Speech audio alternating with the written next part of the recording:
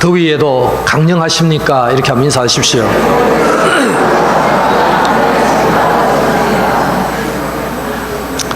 예, 요즘 연일 날씨가 화두입니다.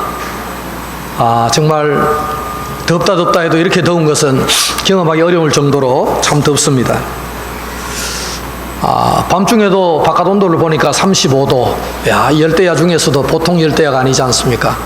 그런 가운데 여러분 건강하게 지내시다가 또 휴가까지 다녀오시고 오늘 이렇게 예배에 참여하신 걸 보니까 참으로 반갑습니다.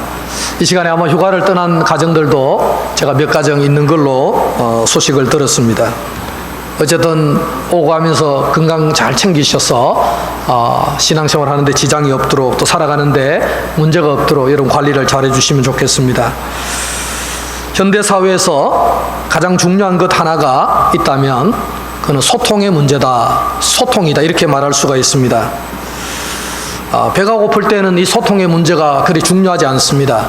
왜냐하면 배고픈 것을 해결하는 것이 더 중요하기 때문에 사람과의 관계에서 뭐 소통을 잘하느냐 못하느냐 그런 것들이 그리 중요하지는 않습니다. 그런데 경제적으로 이제 사회적 동물인 인간이 경제적으로 살만하게 되면 이제는 어떤 먹고 사는 문제가 아니라 사람의 정서가 소통이 되고 어떤 정신적인 어떤 그 소통이 되고 또 영적으로 서로가 소통이 되지 않으면 가슴이 답답하고 정신이 막막해지는 그런 경험 때문에 소통은 참으로 중요한 이슈라고 생각이 됩니다. 아마 박근혜 정부에서는 그래서 국민소통위원회 뭐 이런 걸 만들어 가지고 어떻게 이 정부와 국민들이 서로 소통하며 살 것인가 하는 그런 소통위원회도 만들었던 기억들을 저는 가지고 있습니다. 지금 감옥에 있는 박근혜 전 대통령은 소위 말하는 문고리 4인방과 또 그 최순실 씨와 그 사람들만 소통했죠. 정말 국민들과 소통해야 될 대통령이 아주 핵심적인 이 몇 사람의 그 측근들과의 소통만 했기 때문에 나라가 어지러워졌고 심각한 문제에 빠지게 되었다는 것입니다. 이것은 결국은 불통의 문제가 얼마나 심각한가를 이 대통령이 불통하면 나라가 어떻게 되는가 하는 것들을 과거 정부가 우리에게 보여준 또 하나의 좋은 교훈적 선례라고 저는 생각이 됩니다. 그래서 현 정부는 소통을 강조합니다. 현 정부는 더 소통을 강조하죠. 그래서 문재인 정부가 들어와서 이제 대북 소통, 북한과 그동안 보수 정권 10년 사이에는 막혀버렸는데 이제 문재인 대통령이 들어오면서 이 북한과 소통하고 핵 문제를 해결하고자 이제 서로 대화하기 시작하면서 국민들의 열광적인 지지를 받는 그런 정부로 되고 있습니다. 물론 여러 가지 실정이 이제 드러나기도 하겠습니다만은 어쨌든 그 북한 이슈, 소통의 이슈 때문에 많은 점수를 딴 것은 틀림없는 사실이라는 생각이 들게 됩니다. 여러분 어쨌든 사람은 사람과 소통해야 합니다. 마음이 열리고 대화가 오가고 생각이 오가야 그것이 사람다운 삶을 살 수 있는 방법이기 때문에 소통은 참 중요하다는 것입니다. 특히 남자와 여자는 소통이 근본적으로 어렵죠. 뭐 연애하고 사랑할 때는 소통이 잘 되겠지만 이제 삶을 살다 보면은 자꾸 막힙니다. 저도 나이가 들면서 참 이렇게 소통이 잘 된 것 같았는데 의사소통이 안 될 때가 많아요.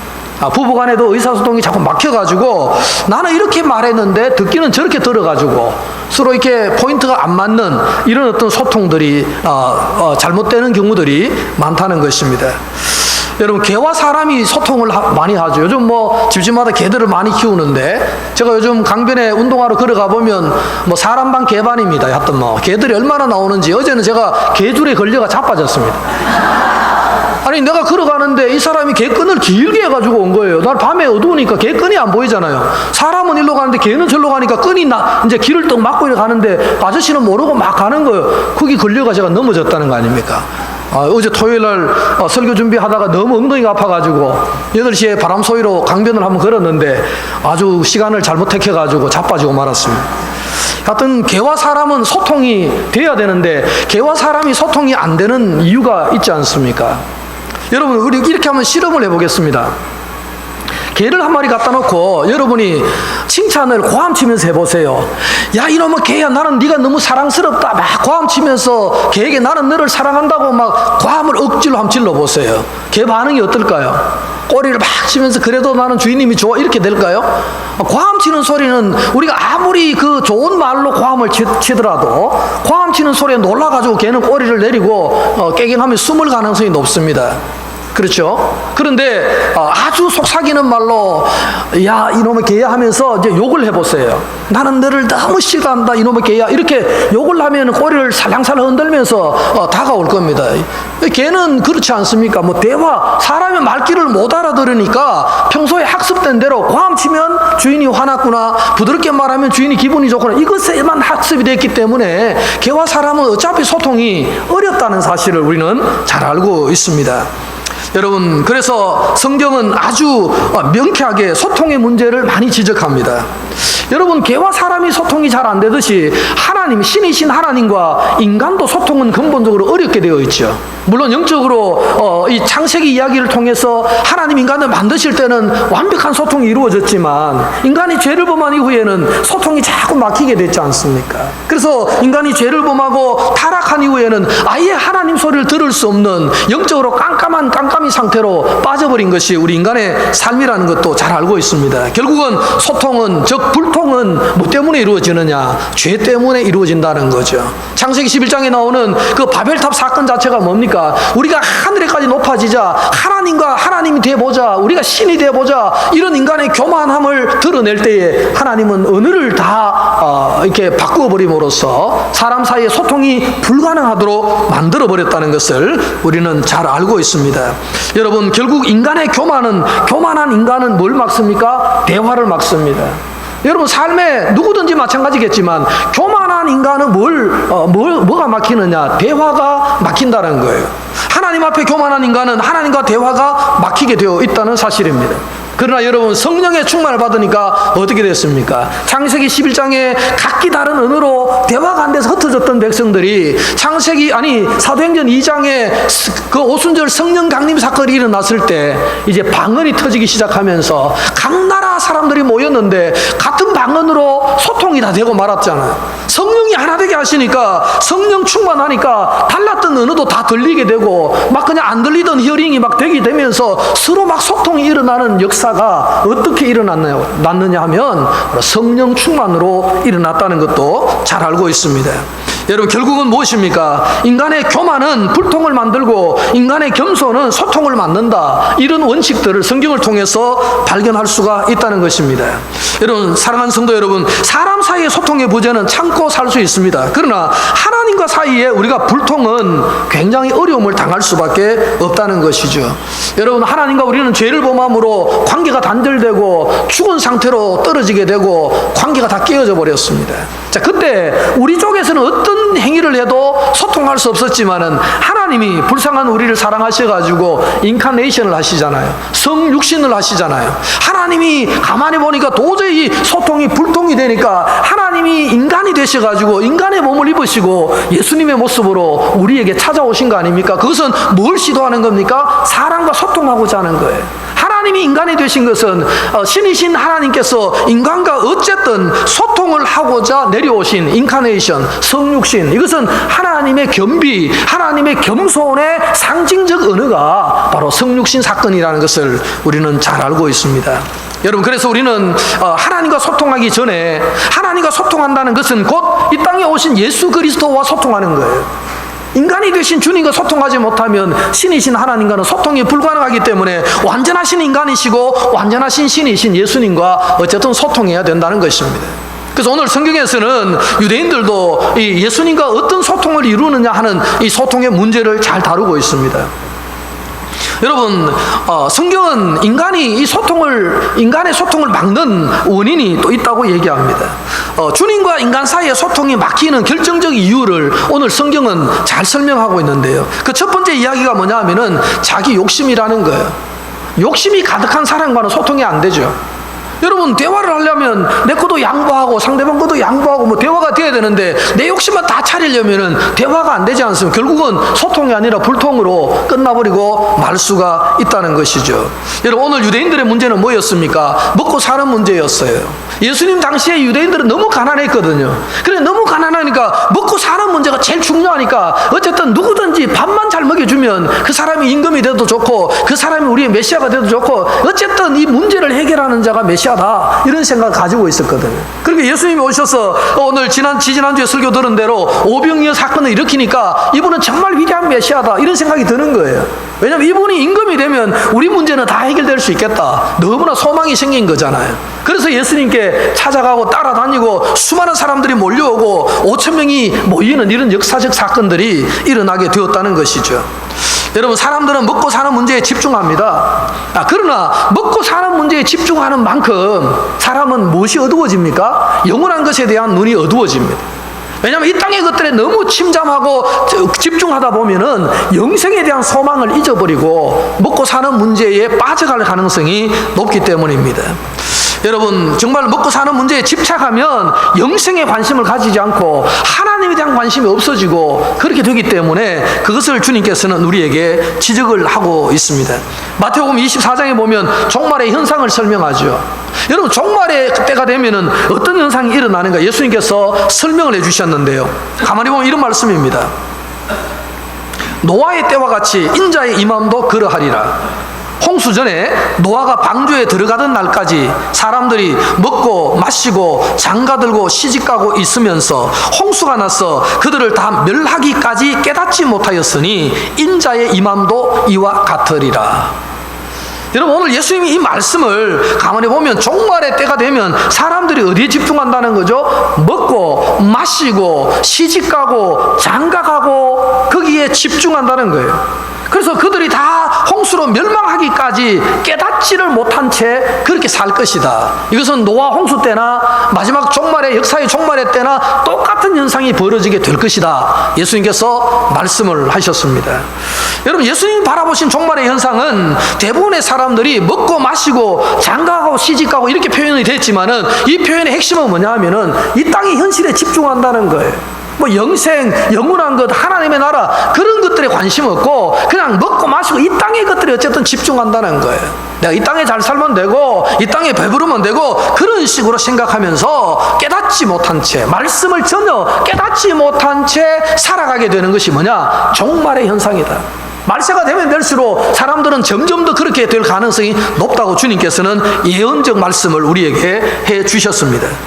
여러분, 정말 신앙을 교회를 다녀도 주님에 대한 관심이 없어요. 교회에 대한 관심이 없어요. 그냥 뭐 오직 먹고 살고 즐기고 마시고 하는 여기에만 관심이 있다 보니까 하나님의 나라에 관심이 없어지게 되는 것이 뭐냐? 바로 마지막 때의 현상이다, 이렇게 말씀하고 있다는 것입니다. 여러분, 사람은 욕심에 빠지고 더 가지려고 하다 보면은 그게 욕심에 빠져가지고 영생에 대한 소망을 잃어버릴 가능성이 매우 높다. 사무엘하 11장에 보면은 다윗이 바세바와 간음을 하죠. 여러분, 다윗이 바세바와 간음을 하는 이 범죄를 하면서 가만히 보면 왜 다윗이 그 범죄를 했을까? 왜 다윗이 이렇게 범죄를 했을까? 다윗은 얼마든지 합법적으로 후궁을 드릴 수도 있고 임금인데 뭐든지 할 수가 있잖아요. 근데 가만히 보면 다윗도 유혹에 빠진 것도 있겠지만은 결국은 욕심이 과한 거예요. 자기가 임금인데 아내도 있고 여러 명이 있지 않습니까? 그런데 그 아내에 만족하지 않고 또 다른 어떤 욕심, 인간의 그 욕망이 자극했기 때문에 다윗은 범죄를 했다는 거예요. 결국은 하나님으로 알아보지 못하는 인간의 눈은 무엇 때문에 그러냐? 욕심과 욕망이라는 거예요. 내 마음이 욕심과 욕망으로 가득 차 있으면 신령한 하나님이 보일 수가 없는 거예요. 그러니까 마음을 비우고 우리가 마음을 깨끗이 주님 앞에 죄를 고백하면서 청소하지 않으면 우리는 신령한 것들에 대해서는 볼 수가 없는 상태로 빠지고 만다는 것입니다. 여러분, 예수를 잘 믿으려면은 세상의 욕심을 우리가 절제해야 됩니다. 세상의 욕심을 버려야 한다는 것이죠. 다윗에게 주신 말씀처럼 하나님이 우리에게 좋은 것을 풍족히 주셨다. 내가 가진 지금이 하나님이 내게 필요한 만큼 주셨다는 자족하는 마음. 여러분, 사도 바울이 가진 게 뭐 있습니까? 아무것도 가진 게 없이 그냥 방랑하며 선교만 했는데 사도 바울은 언제나 고백하는 게 뭡니까? 나는 자족하기를 배웠다는 거예요. 하나님이 내게 필요한 만큼 주셨기 때문에 더 이상 나는 욕심내지 아니하고 자족하면서 하나님께 감사한다. 그러니까 바울의 눈에는 신령하신 주님이 늘 보였다는 것입니다. 그럼 우리는 끊임없이 더 가지고 더 욕망 속에 빠지고 그러다 보면 눈이 점점 어두워졌어. 하나님의 것들을 볼 수가 없게 된다는 거죠. 하나님과 인간 사이의 어떤 그 불통의 가장 근본적인 원인은 인간의 욕망이라는 거예요. 이 욕심을 제어하지 않으면 끊임없이 우리는 하나님에 대해서 말할 수도 볼 수도 없게 된다는 것입니다. 결국은 자족하는 마음을 가진 자에게 하나님은 신령하게 나타난다는 사실입니다. 내가 가진 이것이 자족하고 감사하는 그에게 하나님은 나타나시고 보여지시게 된다는 사실입니다. 오늘 유대인들이 두 번째 문제는 뭐냐 하면은 다른 이유가 있었습니다. 그것은 뭐냐 하면은 자기 생각대로 믿는다는 거예요. 예수를 믿으러 왔어요. 주님을 따르러 왔습니다. 주님이 오병이어를 행하니까 너무 놀라웠어요. 따라다녔습니다. 근데 나중에 성경을 보면 저 66절 이래 뒤에 보면은요, 그 따라다니는 사람이 다 떠나가 버려요. 왜 떠났을까요? 왜 예수님을 그렇게 좋다고 오병이어 때는 2만 명이나 모여가지고 얻어먹었던 사람들이 왜 다 떠나갔느냐? 계속 그런 기적이 있는 줄 알고 따라갔거든요. 오늘 오병이어를 행하니까 이제 머지않아서 또 오병이어를 행하겠지 얻어먹으러 계속 따라갔는데 그걸 행하지 않으시거든요. 그러니까 실망을 하는 거예요. 내가 원하는 것은 이것인데 주님은 내가 원하는 걸 안 채워주니까 나는 떠나갑니다. 빠이빠이 하고 간 거예요. 여러분, 그것이 오늘 많은 유대인들이 떠나간 이유입니다. 그러나 그 중에 몇 사람, 소수는 떠나지 않았어요. 계속해서 주님을 따랐습니다. 떠난 자와 남은 자, 떠난 자와 떠나지 않는 자 차이가 뭐냐 이거예요. 어떤 사람은 왜 떠나고 어떤 사람은 왜 안 떠났을까요? 거기에 대한 차이는 분명히 여기에 있다는데 그 이유가 뭐냐 하면은 떠난 사람은 자기 생각으로 판단한 거예요. 내가 이렇게 생각하고 내가 생각하는 메시아는 이래야 되는데 예수님을 바라보니까 자기가 원하는 대로 안 하시거든요. 그럼 나는 떠납니다. 당신이 보니까 메시아가 아닌 것 같습니다. 여러분, 신앙생활을 해도 끊임없이 자기 생각대로 하는 사람이 있어요. 내 방식으로. 그냥 신앙생활은 뭐 목사가 뭐라고 하든 성경이 뭐라고 하든 관계없어. 나는 내 방식으로 믿어. 내 방식으로 살아. 내 방식으로 신앙생활을 해요. 이런 마음으로 신앙생활을 하는 분들이 있다는 사실이 안타깝다는 것입니다. 오늘 많은 유대인들이 예수님을 따라다니면서 그 기적을 경험했지만은 다 떠나버린 이유는 뭐냐? 자기식으로 생각한 거예요. 내 방식에 맞지 않으니 나는 떠나간다, 그렇게 생각하고 가버린 것입니다. 내 생각, 내 주장, 내 고집, 그것이 바로 자기의 올무임을 모르고 그 안에 예수님을 가두려고 하다가 결국은 자기가 신앙을 잃어버리는 상태로 빠지고 말았다는 것입니다. 저도 어릴 때 교회를 나갔는데 우리 동네 아이들이 다 나왔죠. 교회는 어릴 때는 뭐 청소년 시기에는 뭐 다 교회 다니잖아요. 예전에는 그랬잖아요. 근데 지금 그 아이들이 없어요. 교회 아무도 남아있지 않습니다. 한 명 남아있어요. 한 명이 남아서 장로님을 좀 하고 장로로 계시고 있고 나머지는 다 떠났는데 다 불신자로 전락이 됐죠. 여러분, 많은 사람들이 교회를 나왔어요. 똑같은 청소년기에 똑같은 신앙생활을 했습니다. 그런데 어떤 사람은 지금까지 남아서 목사로, 장로로, 집사로 많은 헌신을 하고 있는데 어떤 사람들은 세상에 빠져서 그냥 온전히 먹고 사는 일에 집중하고 있는 그 이유가 과연 뭘까요? 그래서 자기식으로 생각하는 겁니다. 주님을 떠난 자들은 어쨌든 예수님을 자기식으로 맞추려고 하고 자기가 예수님처럼 닮아가고 자기가 변화되어서 주님을 따라가야 되는 것이 신앙인데 반대로 생각하는 거예요. 주님이 내가 원하는 걸 다 들어주셔야 되고 내가 원하는 방식대로 주님은 내게 해주셔야만 된다고 생각하면은 신앙이 올바로 들어갈 수가 없다는 것입니다. 오늘 여러분 본문에서 예수님이 자신을 따르는 제자들에게 가르쳐준 진리가 무엇입니까? 예수님은 한마디로 말하면 배고픔만 해결하는 분이 아니라는 거예요. 배고픔을 해결하는 분도 맞긴 하지만 그것만 해결하시는 분이 아니라 사람이 떡으로만 사는 것이 아니라 하나님의 입으로 나오는 말씀으로 살고 인간은 영생을 받아야 되는 구원자로 예수님이 오셨다. 그 구원자로서의 예수님을 깨닫지 못하면 신앙생활은 파산하고 만다. 그렇게 우리에게 말씀하셨습니다. 여러분, 예수님이 이 땅에 오셔가지고 자신의 메시아임을 증명을 두 가지로 했습니다. 두 가지인데 하나는 뭘로 했습니까? 기적을 보여주는 거예요. 여러분, 오병이어 기적 아닙니까 이거? 위대한 기적 아니겠습니까? 그런 기적을 보여주신 거잖아요. 그런데 여러분, 기적만 행한다고 그분이 메시아일까요? 그렇죠? 우리가 출애굽 이야기를 보면은 기적은 모세만 행하는 게 아니잖아요. 그렇죠? 바로의 마술사들, 이 사람들도 막 기적을 행하잖아요. 바로의 마술사도 지팡이 던지니까 뱀이 되고요. 막 희한한 일들이 일어나잖아요. 기적은 세상 사람들도 할 수 있는 거예요. 세상의 잡신들도 기적을 일으킬 수는 있습니다. 우리가 기적만 바라보고 예수를 믿는다면 그건 아주 반쪽짜리 예수밖에 안 된다는 겁니다. 예수님이 이 땅에 오셔가지고 많은 병자를 고쳐주셨고 뭐 5병이요 7병이요 많은 기적을 행하셨습니다. 지난 시간에는 또 걸어서 물리로 걸어가시는 기적까지도 보여주셨는데 그것만으로 그분이 예수님이다, 그분이 메시아다라고 믿기에는 부족함이 있는 것입니다. 그래서 예수님은 기적을 행하기도 하셨지만은 또 한편으로는 뭘 보여주십니까? 설교를 하시는 거예요. 말씀을 하시는 거예요. 그 말씀이 뭡니까? 복음이라는 거예요. 기적만 행하시면은 그분이 정말 메시아인지를 우리가 다 알 수가 없잖아요. 그래서 예수님은 끊임없이 말씀으로 기적과 함께 복음을 선포했습니다. 기적으로 배부름을 받을 수는 있지만은 기적으로 하나님이 누구신가를 알 수는 잘 없다는 거예요. 그래서 예수님은 복음을 선포하셨습니다. 그러면서 오늘 하시는 말씀은 나는 너희들은 썩을 양식을 위하여 살지 말고 영생하는 양식을 위하여 살아라. 우리가 이 땅에 사는 방식은 두 가지입니다. 썩을 양식, 이 땅에서 만족하고 이 땅에서 끝나버리는 그 양식을 위해서 살지 말고 영생하도록 있는 변함없는 진리의 양식을 위해서 살아가야 한다. 이것을 말씀을 해 주셨습니다. 자, 그러니까 유대인들이 영생의 중요성을 모르고 있었던 사람들은 아니잖아요. 영생의 중요성을 유대인들은 어느 정도는 알고 있었거든요. 그래서 예수님께 질문을 하죠. 유대인들은 영생의 중요성을 인정하면서 그러면 영생이 뭔가를 예수님처럼 우리에게 보여달라. 모세는 만나를 내려서 기적을 보여주셨는데 예수님도 좀 더 보여주십시오. 그렇게 요구를 했습니다. 그러니까 예수님이 대답을 하시는 거죠. 뭐라고 대답하십니까? 오늘 본문에 보면 만나는 모세가 내려준 것이 아니라 하나님이 보내주신 거야, 이렇게 말씀하시죠. 그럼 그 만나를 먹은 사람도 다 이 땅에서 죽었다는 걸 얘기합니다. 여러분, 만나는 하나님이 보내주셨고 그 만나를 먹은 사람은 이 땅에 다 죽었잖아요. 자, 그렇기 때문에 주님은 뭘 말씀하는 것입니까? 그런 어떤 만나 같은 것을 사모하지 말고 하나님이 주시는 생명의 떡을 사모해야 된다. 생명의 떡. 여러분, 오병이어 사건을 통해서 주님이 지금 교훈을 하시는데 그 생명의 떡이 뭐라는 겁니까? 바로 내가 생명의 떡이다. 나를 먹어야 된다는 거예요.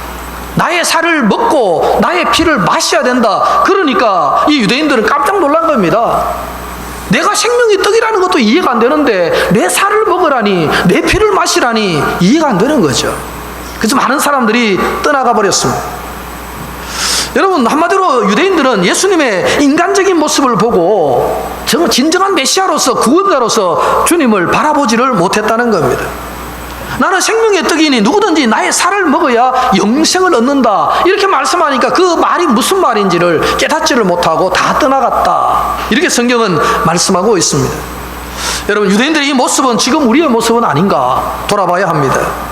여러분, 우리들은 예수님을 어떤 분으로 믿고 있느냐? 세상적인 물질의 복을 주시는 분으로 믿느냐? 아니면 인간적인 모습으로만 우리가 믿느냐? 그냥 예수님은 선하신 분으로만 믿느냐? 오늘 예수님은 신령한 떡, 영생하는 떡, 그 떡이 누구냐? 내라는 거예요. 내가 곧 생명의 떡이다. 오병이어 사건의 핵심적인 메시지는 뭡니까? 예수 그리스도가 생명의 떡이라는 것을 깨달아야 한다는 겁니다. 과연 그 깨달음이 없이는 세상 가운데서 살아갈 수가 있겠지만은, 그러나 궁극적인 영생은 바라볼 수가 없다. 여러분, 예수님께서 이 땅에 오실 때에 동정녀 탄생을 했습니다. 이보다 더 큰 기적이 어디 있겠습니까? 현대과학으로도 도저히 해결할 수 없는 문제가 뭡니까? 동정녀 탄생이죠. 그럼 부활을 과학으로 설명할 수가 있나요? 도저히 불가능한 얘기입니다. 한마디로 말해서 이것은 뭐예요? 인간이 흉내낼 수 없는 완벽한 하나님의 기적입니다. 그러나 그 기적을 믿는다고 구원의 길이 열리는 건 아니죠. 동정녀 탄생, 위대한 기적이다. 부활, 정말 위대한 기적을 인정한다고 해서 구원이 오는 것은 아니잖아요. 구원은 어떻게 오는 것입니까? 예수님의 말씀을 믿고 예수님을 믿음으로 죄 용서를 받고 우리는 영생을 얻는 것이기 때문에 예수님의 말씀에 대한 신뢰와 말씀을 깨닫는 것이 필요하다는 것입니다. 사랑하는 성도 여러분, 우리가 삶을 통해서 주님의 은혜를 경험하고 기적을 경험하는 것 소중합니다. 그러나 그보다 더 소중한 것은 무엇입니까? 말씀을 깨닫는 것이, 말씀의 진리를 깨닫는 것, 그것이 나에게 영원한 생명을 주는 비결이라는 사실을 우리가 알아야 한다는 것입니다. 정말 우리는 기적을 경험하기보다는, 기적도 있으면 좋겠지만 그보다는 더 중요한 것은 주님이 남기신 복음의 말씀을 잘 깨닫는 자가 영생하도록 주어지는 그 예수님이 생명의 떡임을 깨닫는 자가 비로소 영생과 구원과 그 정말 영원한 어떤 양식을 위해서 사는 자다. 그래서 오늘 나의 일은 뭡니까? 나를 믿는 것이다. 믿음을 얻는 것이 나를 믿는 것이다. 하나님의 일이다. 이렇게 말씀을 하고 있습니다. 오늘 읽진 않았지만 66절에 보면 그렇게 말씀하죠. 그때부터 그의 제자 중에서 많은 사람이 떠나가고 다시 그와 함께 다니지 아니하더라. 이렇게 말씀하고 있습니다. 여러분, 남은 자들, 저는 떠나간 자들보다는 남은 자들은 왜 남았을까? 그 많은 사람들 중에서 다 떠나갔는데 끝까지 예수님을 붙들고 따랐던 남은 자들은 과연 누굴까? 어떤 자들이었을까를 생각해 봅니다. 남은 자들은 한마디로 예수님이 진리이심을 깨달은 자들, 예수님의 말씀이 복음인 것을 깨달은 자들, 그런 자들은 끝까지 남아서 주님을 따랐다. 이렇게 말씀을 하고 있습니다. 여러분, 지금은 세상에 많은 사람들이 넓은 문을 찾습니다. 넓은 문을 좋아합니다. 마태복음 5장 7절에서 말씀하신 대로 좁은 문으로 들어가라. 멸망으로 인도하는 문은 크고 그 길이 넓어 그리로 들어가는 자가 많고, 생명으로 인도하는 문은 좁고 길이 아주 협착하여 찾는 자가 적음이라. 예수님께서 말씀을 하셨습니다. 여러분, 생명의 길은 좁은 길이라고 했습니다. 때로는 희생이 필요하고 때로는 사람들에게 욕을 먹을 수도 있고 어려움이 있을 수도 있고, 그렇지만 그것이 뭐예요? 생명의 길이고 영생의 길이기 때문에 그 길을 가는 자는 있다는 사실입니다. 여러분, 생명의 길로 가는 사람이 적은 이유는 생명의 문은 좁고 길이 협착하여 찾는 자가 적기 때문이다. 이렇게 말씀합니다. 여기 찾는 자는 무슨 말입니까? 발견한다는 거예요. 발견한다. 멸망으로 가는 사람은 생명의 길을 추구하지 않아서가 아니라 복음의 진리를 발견을 못해서 떠나가지만, 생명의 길을 걸어가는 사람은 그 복음의 진리를 발견했기 때문에 인생을 걸고 주님을 따른다. 이렇게 말씀을 하고 있다는 것입니다. 사랑하는 성도 여러분, 정말 우리는 예수 그리스도와 소통이 중요합니다. 그리스도를 통하여, 그리스도의 그 기적 같은 삶을 통해서, 또 주옥 같은 말씀을 통해서 우리의 영원한 것들을 발견하고 깨달아야 한다는 사실입니다. 우리는 지금 무슨 양식을 위해서 살아가고 있습니까? 정말 이 땅의 육신의 양식과 또 생명의 양식 중에 과연 우리는 무엇에 더 많은 관심을 가지고 있느냐? 교회 여름에 중고등부가 수련을 하든지 아동부가 잔치를 하든지 나는 상관없다. 나는 그냥 주일 한 번만 가면 땡이다. 이런 마음으로, 오직 나는 먹고 사는 일에 집중해야 되겠다. 그런 마음으로 살고 있지는 않습니까? 정말 우리가 하나님의 나라를 위해서, 영원한 가치를 위해서 사는, 정말로 생명의 양식을 위해서 사는 것이 주님이 우리의 삶의 의미를 가장 깊이 발견할 수 있는 것이라고 오늘 본문에서는 가르쳐주고 있다는 것입니다. 우리 경산 비전교회 성도님들은 예수님과 소통을 잘 하셔서 썩을 양식을 위해 사는 사람들이 아니라 영생하는 양식을 위해서 살아가는, 이 더위에도 그 영생하는 양식을 위해서 힘써가는 그런 삶이 될 때에 주 안에서 진정한 행복을 맛보시는 인생이 될 줄로 믿으시기를 주의 이름으로 간절히 축원을 드리겠습니다. 기도하겠습니다. 하나님 아버지, 참으로 무더운 여름입니다. 폭염이 계속됩니다. 지칠만도 합니다. 하나님, 저희들 지켜주셔서 오늘 8월 첫 번째 주일에 주님 전에 나와서 예배할 수 있는 마음 주시니 감사를 드립니다. 많은 사람들은 먹고 마시고 시집가고 장가가는 그 일에 매몰되어서 영원한 양식을 위해서 살지를 않지만, 하나님 아버지, 복음을 깨달은 소수의 사람들은 좁은 길을 갈지라도, 협착한 그 길을 갈지라도 하나님 아버지 복음의 진리를 깨달았기 때문에 이제 주님과 소통하며 주님과 함께 걸어가는 삶을, 신앙적 삶을 살게 된다고 말씀해 주셔서 감사를 드립니다. 아버지 하나님, 우리 사랑하는 비전교회 모든 성도님들의 삶도 주님 붙들어 주셔서 먹고 마시고 시집가고 장가가는 그 일이 아니라 오직 영생하는 양식을 위해서 살아가는 하나님의 자녀들로 세워주시옵기를 간절히 원합니다. 하나님 아버지, 어제 중고등부 수련회 잘 마칠 수 있도록 도와주신 것 감사합니다. 이제 다음 주에 전교인 수련회와 그 다음 주에 우리 청년부 수련회가 있사온데 하나님 함께 해주셔서 이 무더위에도 우리 영원한 것을 관심 가지며 하나님의 나라에 관심을 가지며 복음에 관심을 가지고 살아가는 믿음의 성숙한 성도들이 될 수 있도록 은혜를 베풀어 주시옵소서. 예수님의 이름으로 기도드리옵나이다. 아멘.